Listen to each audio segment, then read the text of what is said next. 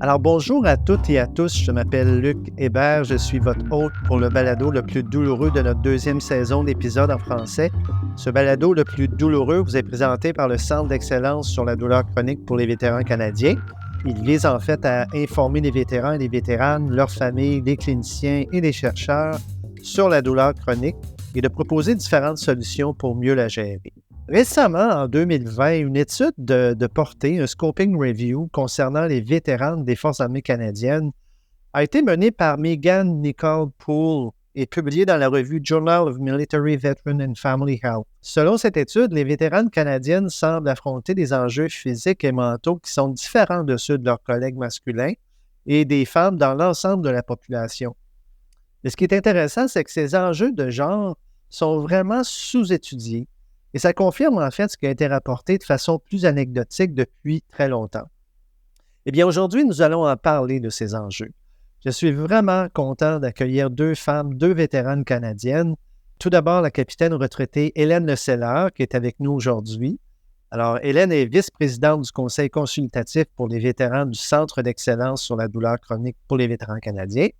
Elle a servi plus de 26 ans au sein des Forces armées canadiennes et, entre autres, elle a fait partie de la première cohorte des femmes dans l'infanterie au régiment de Maisonneuve à Montréal, mais elle a ensuite poursuivi une carrière dans la force régulière. Et j'accueille aussi la sergente retraitée Anouk Beauvais. Alors, Anouk est aussi membre du conseil consultatif du CPCOI. Elle s'est enrôlée en 2000 dans le 3e régiment de génie, basé à Westmount, où elle a servi comme sapeuse de combat. Et en 2004, elle s'est ensuite jointe à une unité des opérations d'information où elle a travaillé comme analyste des opérations psychologiques. Elle a servi plus de 10 ans au sein des Forces armées canadiennes et elles ont toutes deux été déployées ensemble en Bosnie et en Afghanistan et elles ont affirmé vivre avec un syndrome de stress post-traumatique et de la douleur chronique. Alors, je suis vraiment content de vous accueillir toutes les deux. Merci d'avoir accepté de partager vos réflexions sur un sujet dont malheureusement on ne parle pas assez souvent, c'est-à-dire les enjeux uniques et méconnus de santé physique et de santé mentale des vétérans canadiens. Alors, comme première question, Hélène, je m'adresserai peut-être à toi dans un premier temps. J'aimerais qu'on revienne sur l'étude intéressante de Megan Poole, publiée en 2020. Je pense que les résultats de cette étude ont vraiment rejoint et confirmé ce que vous-même, comme vétérane, avez vécu et vivez en fait toujours. J'aimerais ça, en fait, t'entendre ce sujet-là, Hélène. Oui, bien merci, Luc. En fait, dans cette étude, Megan Poole rapporte dans sa recension de la littérature que les publications à ce jour sur les vétérans comportent de nombreuses lacunes. Il y a un manque de recherche qualitative originale, il y a une inclusion insuffisante de vétérans, notamment celle de la GRC. Il manque aussi des études en population des vétérans, manque de recherche comparative entre les vétérans et les femmes de l'ensemble de la population canadienne. Puis il y a aussi un manque de données sur les besoins des vétérans puis leur utilisation des services. Par ailleurs, on constate aussi dans cette étude que les vétérans des Forces armées canadiennes ont un revenu moins élevé après leur libération et sont plus susceptibles de vivre une transition difficile hors des forces canadiennes que leurs collègues masculins. Il y a aussi d'autres résultats importants dans cette étude qui méritent d'être mentionnés. Les vétérans des Forces canadiennes présentent aussi des taux plus élevés de troubles gastro-intestinaux, d'affections respiratoires et de douleurs chroniques que les hommes vétérans des forces.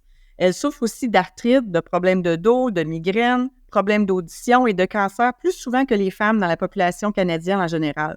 Et aussi, les vétérans des forces sont limités à cause de la douleur dans leurs activités comme les tâches ménagères, faire les repas, ou aussi simplement de jouer avec les enfants. Elles ont besoin de plus d'aide pour les activités de la vie quotidienne que leurs confrères masculins. Oui, c'est tout un portrait que tu viens de nous dresser là rapidement à partir de l'étude publiée en 2020. Et puis en fait, c'est très révélateur, puis ça suscite beaucoup de questions. Puis la première question qui me vient en tête, c'est, puis je m'adresserai peut-être à Anouk dans un deuxième temps, c'est quoi le niveau de soutien pour ces vétérans-là qui sont aux prises avec tous les problèmes que tu viens de mentionner, Hélène?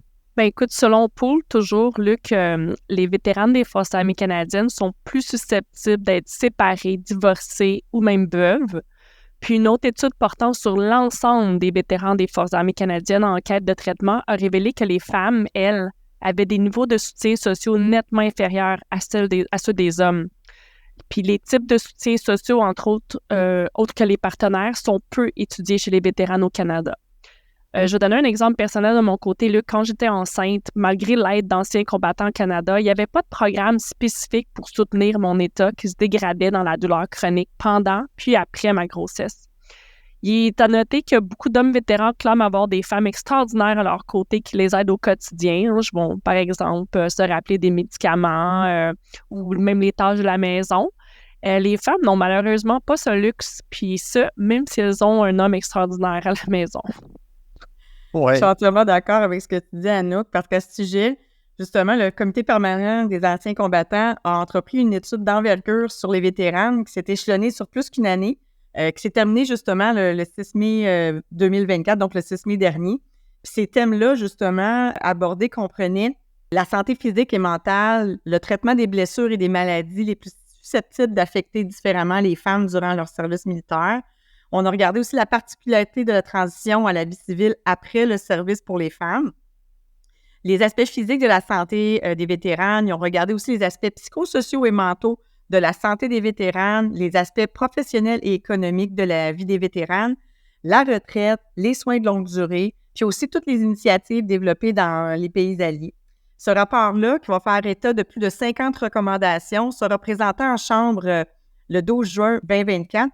C'est intéressant le titre qu'ils ont donné à ce rapport-là, « Plus jamais invisible, les expériences des vétérans canadiennes ». Oui, c'est assez impressionnant tout ça. J'ai bien hâte de voir les résultats du Comité permanent des anciens combattants. Donc, 12 juin, c'est très bientôt, ça, Hélène. Je pense qu'on va regarder ça de près. On va écouter surtout les recommandations, puis en espérant que ces recommandations-là vont être mises de l'avant, vont trouver écho et preneur. Donc, je trouve que c'est une excellente nouvelle. C'est sûr que ce rapport-là, c'est un pas dans la bonne direction pour effectuer un constat qui est peut-être plus objectif qu'anecdotique. C'est ça qu'on veut, quelque chose de factuel sur ce que vivent vraiment les vétérans au Canada, ce qui est encore une fois très peu documenté. Mais justement, moi, j'aurais le goût de vous poser la question, c'est qui ces vétérans-là? Là, on en a deux, j'en ai deux devant moi là, parce que je vous vois à l'écran, puis je vous connais, mais c'est qui ces vétérans-là auxquels on fait référence?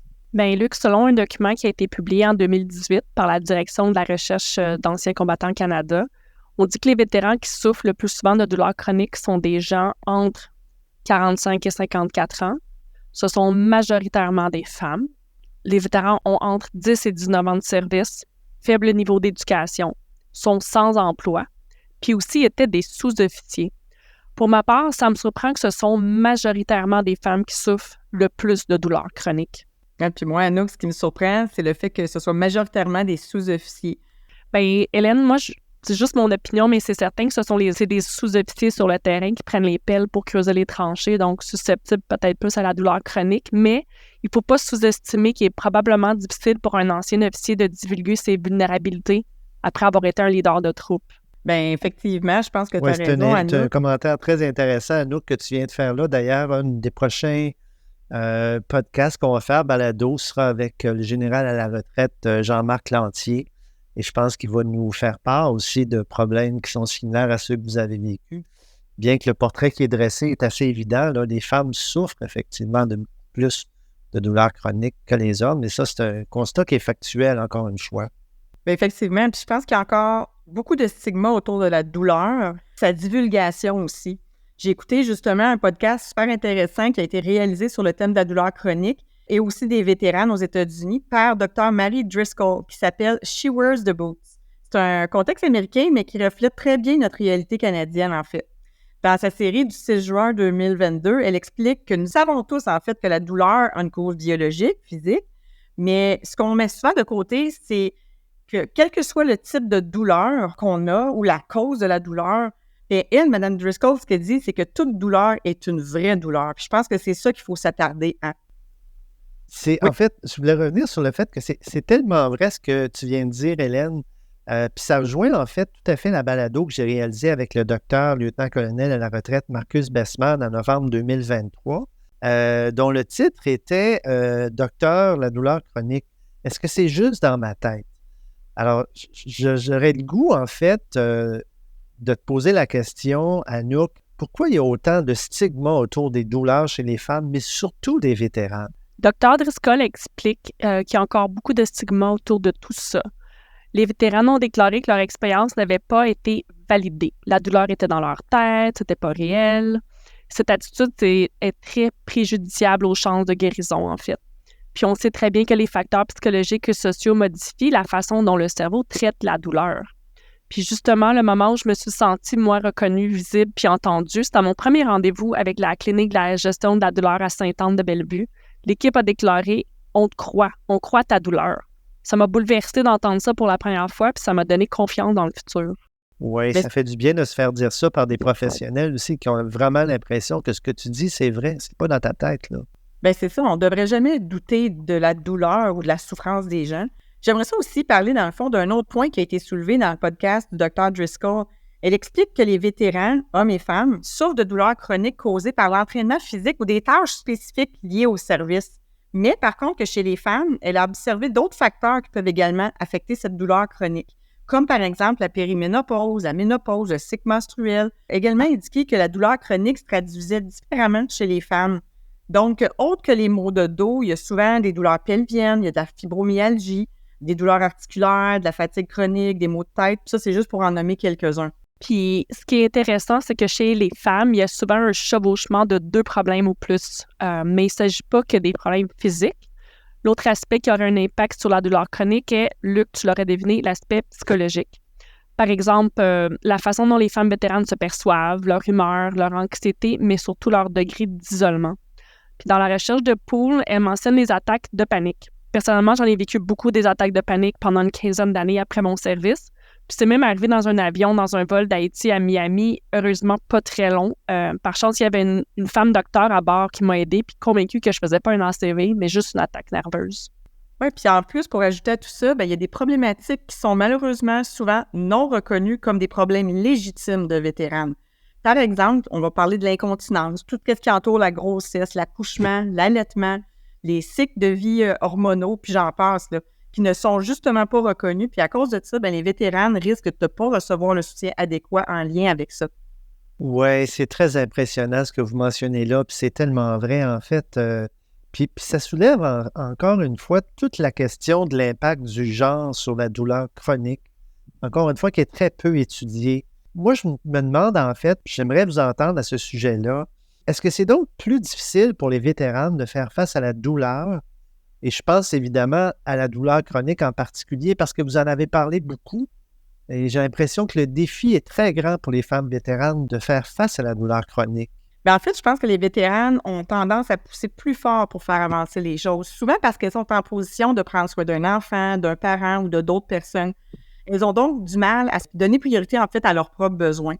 Donc, en raison de leur position de soignante naturelle et puis parce qu'elles doivent être performantes tout le temps, elles poursuivent donc dans la même mentalité qu'au moment où elles étaient en service. Donc, lorsqu'un soldat est blessé, il faut le soigner au plus vite pour le retourner au combat. Alors, pourquoi lorsqu'une vétérane signifie qu'elle souffre, que l'on minimise encore ce fait? Dernièrement, lors du sommet d'Anciens combattants Canada, en mars 2024, il y a une vétérane qui a parlé d'un terme que je trouve très intéressant qu'elle a nommé en fait comme étant la culpabilité maternelle. Tu sais, quand tu as l'impression que tu n'arrives pas à remplir ton rôle de mère adéquatement. Puis elle a ajouté quelque chose qui m'a marqué. C'est pas parce que je suis capable de le faire que je suis assez fit pour le faire. Oui, c'est exactement ça. C'est pas parce que je m'accroupis pour jouer avec mes enfants que mon corps n'est pas en douleur, que je suis disponible psychologiquement ou que j'ai pas de migraine. Je le fais, point. Oui, je retiens 2 termes extrêmement importants, puis je voudrais vraiment que les auditeurs et les auditrices s'imprègnent de ces 2 termes-là. Une vétérane, c'est une soignante naturelle, puis c'est lié au genre fort probablement, puis c'est en lien aussi probablement avec ce que vous venez de mentionner, la culpabilité maternelle. Et ça, c'est pas quelque chose qui est lié au genre masculin, de toute évidence.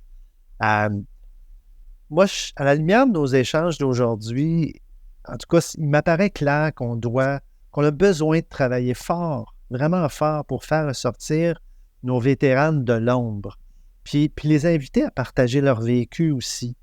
Fait que moi, j'aimerais ça savoir, selon vous, qu'est-ce qui est possible de faire pour aider à briser les stigmas qui entourent la souffrance des femmes, mais aussi, surtout, des vétéranes dans notre société? Qu'est-ce qu'on peut faire de plus?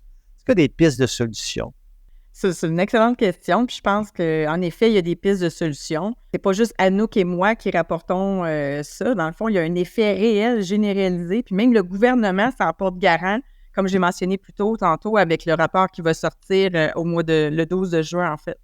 Par contre, bien évidemment, ça va prendre plus de recherches qui concernent nos vétérans puis qui vont répondre, dans le fond, à ce besoin spécifique-là. Puis Anouk, selon ton expérience vécue, toi, de ton côté, qu'est-ce que tu penses qui pourrait aider? Ben moi, premièrement, je pense que nous rendre visibles puis croire en nos enjeux serait un premier pas. Aussi, comme tu le disais tantôt à propos des enjeux entourant les cycles de la vie féminine, féminin, les institutions devraient reconnaître que la réalité des vétéranes est différente, non pas plus grave, mais unique. Donc, je pense qu'avec déjà les études effectuées sur le sujet, les services spécifiques sont nécessaires aux femmes qui ont servi le Canada. Puis, comme Dr. McDermott a déclaré lors de la conférence annuelle de la Canadian Pen Association à Ottawa en avril 2024, Luc, tu y étais, les femmes ne sont pas des petits hommes. Leur corps est différent. Donc, ce serait super intéressant, en fait, que les Forces canadiennes pensent peut-être à offrir de l'équipement spécialisé pour les femmes qui sont différentes selon leur physiologie. Oui, c'est tellement pertinent ce que tu viens de dire là. En fait, il y a très peu d'études qui se sont intéressées aux exigences physiques et à la biomécanique, à l'impact de la biomécanique des équipements sur les hommes et les femmes. Souvent, on ne fait pas de distinction. Alors, ça aussi, c'est un élément qui est très manquant. Mon Dieu, que le temps passe vite. Ça passe trop vite. J'aurais voulu vous garder encore 1 heure. Mais j'ai le goût de vous dire un immense merci à vous deux d'avoir partagé avec nous votre réflexion sur un enjeu de société dont on parle évidemment pas assez. Alors, on aura peut-être semé une graine aujourd'hui. Je pense que les vétéranes canadiennes affrontent des enjeux physiques et mentaux qui sont différents de ceux de leurs collègues masculins. Et c'est pas anecdotique, ça, maintenant, c'est documenté. Et le rapport qui va sortir en juin va peut-être nous permettre de bien comprendre des éléments qu'on a très bien cernés jusqu'à maintenant.